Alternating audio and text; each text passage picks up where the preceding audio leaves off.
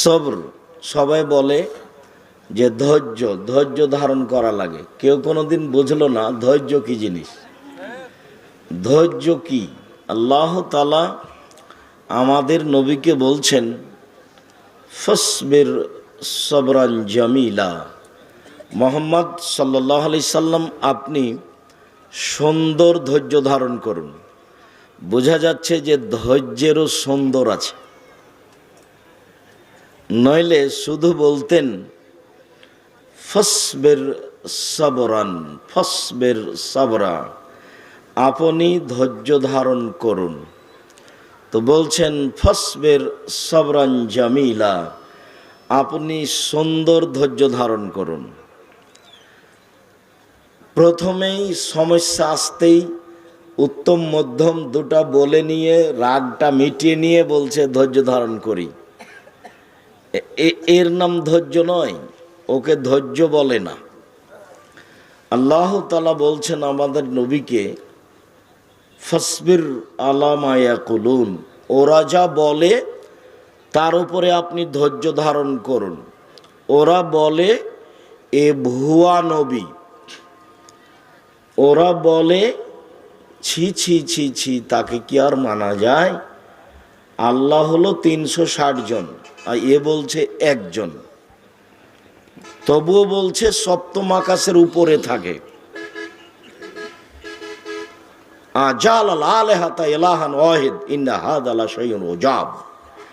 এতগুলি মাবুদকে একজন করে দিল, এটা তো বিরাট আশ্চর্য। ওরাই বলছে এতগুলি আল্লাহকে একজন করে দিল, এতগুলি মাবুদকে একজন করে দিল, এটা তো বিরাট আশ্চর্য। এটা কেমনে হয়? আপনাদেরকে বলা হচ্ছে যে হাত তুলে দোয়া করতে হবে, তবে একা একাই করেন, সলাতের পরে করিয়েন না। তো বলছে মানুষে দুয়াই তুলে দিচ্ছে, এরা কত খারাপ মানুষ। আপনারাকে বলা হচ্ছে যে দুরুদ পড়েন, দুরুদে ইব্রাহিম পড়েন। তো বলছে যে দেখছেন দুরুদি তুলে দিচ্ছে। এসব বক্তার কথা শোনা যায়। তো দুরুদি তুলে দিচ্ছে, এইটাই সহ্য করেন না। তাহলে মোহাম্মদ সাল্লাল্লাহু আলাইহি সাল্লামের চাচি, খালা, ফুফু, দাদা, চাচা, ওদের সামনে উনি বলেছেন আল্লাহ একজন। তাহলে উনি কি ছেড়ে দিতে বললেন? বাকি আল্লাহকে ছেড়ে দিতে বললেন, মাবুদকে ছেড়ে দিতে বললেন। কেমনে মানে বলেন? আপনি এটাই পারেন না মানতে, তো ওরা মাবুদ ছেড়ে দিবে কেমনে? তো তারা প্রস্তুত হয়নি। তারা বলেছে হয় একে হত্যা করতে হবে, না হয় একে দেশ থেকে তাড়িয়ে দিতে হবে, না হয় একে জেলখানায় বন্দি করতে হবে। এইটা তাদের ফলাফল। আর প্রথম দিকে ওরা বলছিল এ পাগল হয়ে গেছে, আর মাথা খারাপ হয়েছে, পাগল হয়ে গেছে।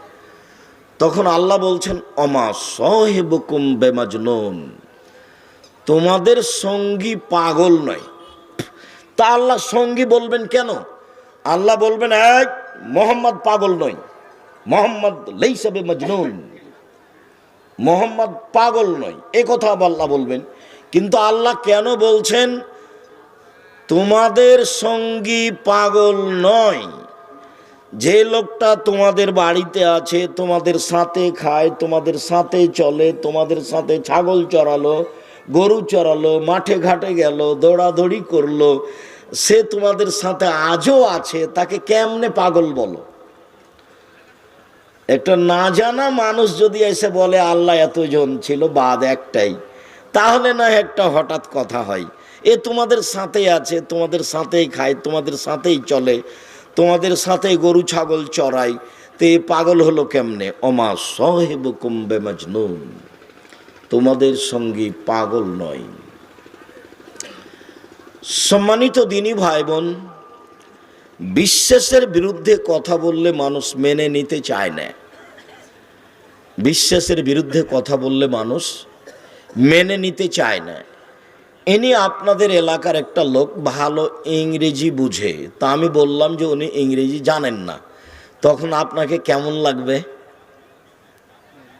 আপনাকে খারাপ লাগবে না? খারাপ লাগবে। কেন? আপনার বিশ্বাসের বিরুদ্ধে আমি কথা বলেছি।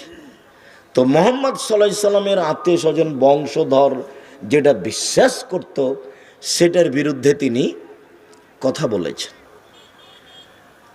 যার জন্য আমি বক্তব্যের মাঝে মধ্যে বলেছি, হক বলাও যেমন জটিল, হক মানাও তেমন কঠিন।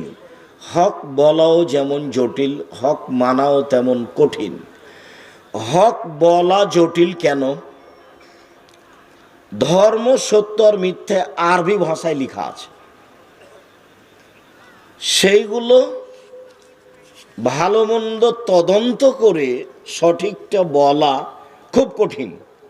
ভালো বিদ্যা লাগবে, বিদ্বানদের আশ্রয় লাগবে। ধরেন আমি 30 বছর থেকে দেখে আসছি যে দেখেন দোয়া খাতমিল কোরআন, কোরআন মাজিদের গায়ে 1 পৃষ্ঠা লেখা আছে। আমি 30 বছর থেকে বলছি, 30 বছর থেকে, যে এইটা নবীর বলা দোয়া যদি কোনোদিন প্রমাণ হয়ে যায়, আমি আব্দুর রাজ্জাক বিন ইউসুফ সেদিন থেকে আর জাতির সামনে আসবো না, ওয়াদাবদ্ধ। কেউ যে মুখই খুলে না। আমি বলেছি যে সাদ্দাতের কাহিনী মিথ্যে, শেষ পর্যন্ত বলেছি যে আচ্ছা কাহিনী কোথায় আছে সেটা প্রমাণ করতে হবে আগে, সত্য মিথ্যে পরে। মানে কাহিনী কোথায় আছে এটাই হয় না, তো কেমনে হবে? তাহলে এমনিতেই চলছে ধর্ম, এমনিতেই চলছে। এত বড় দোয়া কোরআন মাজিদের গায়ে লেখা আছে আরবি ভাষায়। তো ধর্ম হক বলা কঠিন এই জন্য যে সৌদি আরব থেকে ইসলাম বের হয়ে ইরাকে ঢুকেছে, ইরাক থেকে বের হয়ে ইরানে ঢুকেছে, ইরান থেকে বের হয়ে ভারত, বাংলাদেশ, পাকিস্তানে এসেছে।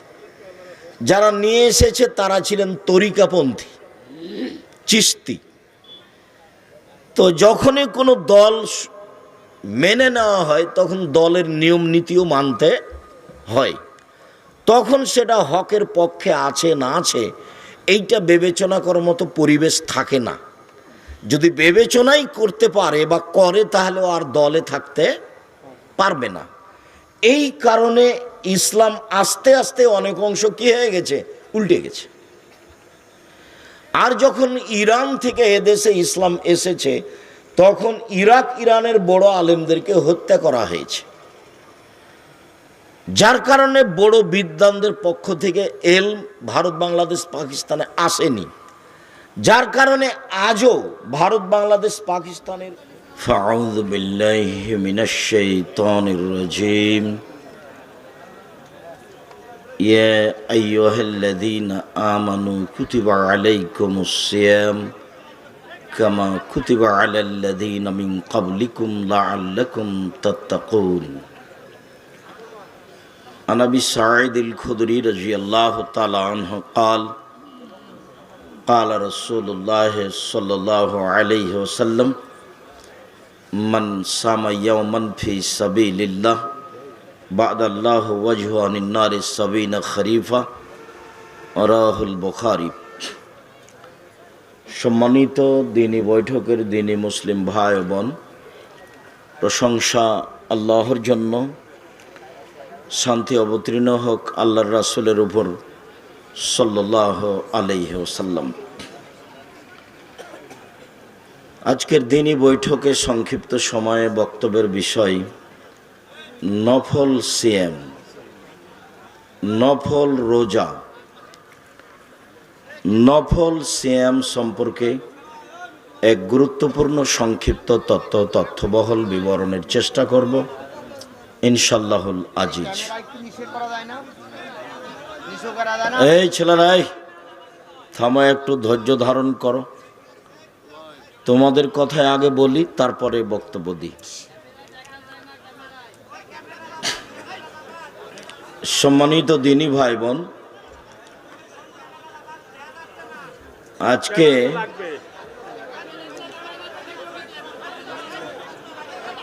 এই ছেলে, এই বসো বসো বসো, আমি দেখছি। তোমরা এই ছেলে, ওই যে পাশাপাশি দুটা ক্যামেরা আছে এটা একটু সরিয়ে লাগাও, দুটা যে উঁচু হয়ে আছে এটা একটু সরিয়ে লাগাও। একটু শুক্রিয়া, জাযাকুমুল্লাহ খায়র। আমি সিয়ামের আলোচনার পূর্বে মানুষের গতিবিধি, আল্লাহ তাআলা বলছেন মানুষকে সৃষ্টি করা হয়েছে ব্যস্ততা দিয়ে। মানুষকে সৃষ্টি করা হয়েছে অস্থিরতা দিয়ে, মানে সামান্য ব্যাপারেই মানুষ অস্থির হয়ে পড়ে। তখন মানুষ সবর দিয়ে কাজ করতে চায় না।